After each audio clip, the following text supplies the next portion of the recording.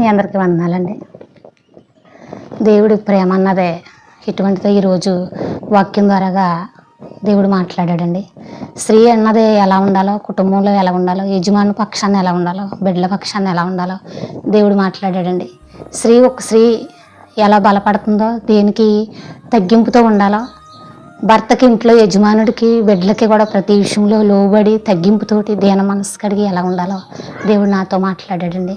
మీరు కూడా ఒక యజమానుడి పక్షాన్ని ఎలా ఉండాలో, ఏ పరిస్థితులు ఏదైనా కానీ దాంట్లో తగ్గించుకునే స్వభావం మనుషులు ఎంతమంది ఉన్నా, భర్త ఉన్నా, బిడ్డలున్నా, ఎవరున్నా, నాన్నవారు ఎవరున్నా కానీ ఎవరిలోనూ కూడా ప్రేమ అన్నదే కనపడదండి. వారు ప్రేమ దూరంగా ఉన్నా కానీ ఒకటేనండి మీరు కావాల్సుకున్నది, ఎక్కడే మీరు నమ్ముకున్నదండి దేవుడు ప్రేమ అండి.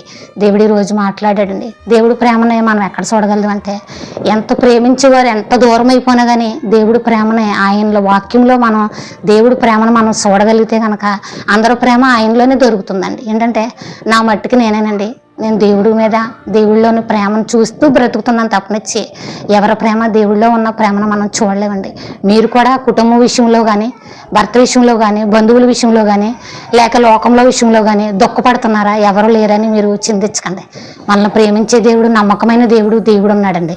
దేవుడు ప్రేమ అన్నదే ఏంటి, దేవుడి ప్రేమను మీరు ఎలా వివరించగలరని దైవ సేవకురాలు వాక్యంతో మమ్మల్ని గద్దించినప్పుడు, అవును కదా దేవుడు ప్రేమ, ఆయన మనల్ని ప్రేమించుతున్నాడు కాబట్టి నిజమైన ప్రేమ. అందుకే మనం ప్రతి శ్రమను కూడా ఆటంకాన్ని మనం ప్రతిదాన్ని ఎదుర్కొంటున్నామంటే కేవలం ఆయన చూపించే ప్రేమ అండి. ఆయన పోలి ఉండటం మనది చాలా ధన్యత. నిజంగా ఆయన ఇచ్చిన రక్షణ ద్వారా నేను మాట్లాడుతున్నానండి. నిరాశ కలిగి ఉన్నవారు బలపరుచుకుంటారని, నిరాశగా బలహీనపడి నేను ఎవరితోటి ప్రేమించబడతలేదు అని అన్నవారికే మనసులో బలపడతారని నేను ఈ మాటలు మీతో పంచుకుందామని అనుకుంటున్నానండి. దేవుడు ప్రేమ ఎక్కడ కనపడుతుందంటే, మనల్ని అందరూ విడిచిపెట్టినా కానీ దేవుడు మనం విడవని దేవుడు అండి. మనం ఒక్కరిగా నిలబడ్డామంటే దేవుడిని మనం ప్రేమింటున్నాం, మనల్ని దేవుడు ప్రేమింటున్నాడు కావలసి నిజమైన ప్రేమ.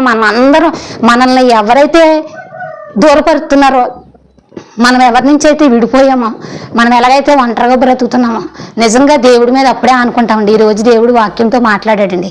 పెద్ద శ్రమ వచ్చినప్పుడేనంటండి దేవుడిని బాగా పెద్దగా ప్రార్థిస్తామండి. చిన్న శ్రమలకే శోధనలోకి వెళ్ళకముందు మెలకుగా ఉండి దేవుడిని ప్రార్థించండి అని దేవుడు మాట్లాడతాడు. కానీ శ్రమలోకి వెళ్ళకముందు మనకి ప్రార్థన అవసరం ఉండదండి, దేవుడు అవసరం ఉండదండి. మనకి ఎప్పుడైతే శోధన కుటుంబంలోనూ బిడ్డల్లోనూ మొదలు పడతాయో అప్పుడే దేవుడిపై నిజంగా అనుకుంటామండి. కానీ మీరు కూడా శోధనలోకి ప్రవేశించకుండానే దేవుడికి బిడ్డల్ని భర్తని అప్పగించుకుని నిరాశపడకుండా దేవుడి పక్షాన్ని నిజంగా నిలబడితే దేవుడు తప్పకుండా కార్యం చేస్తాడండి. దేవుడు ప్రేమ అంటే ఏంటని అన్నది నేను చెప్తున్నానండి. దేవుడు ప్రేమ అందరిలోనూ, మనుషుల్లో విడిచిపెట్టిన వాళ్ళు అందరిలోనూ ఉండదు కానండి, దేవుడు ప్రేమ నిజంగా దేవుడిలోనే దొరుకుతుందండి. అందరి ప్రేమ అందరూ విడిచిపెట్టినా కానీ ఆయన ప్రేమ ఆయన వాక్యం ద్వారాగా చూపిస్తాడండి. మనం ఒంటరిగా ఉన్నప్పుడు మనం ఒక్కరమే ప్రార్థన చేసుకోవచ్చండి, ఏకాంతంగా చేసుకోవచ్చు, రహస్యమంతా చేసుకోవచ్చు.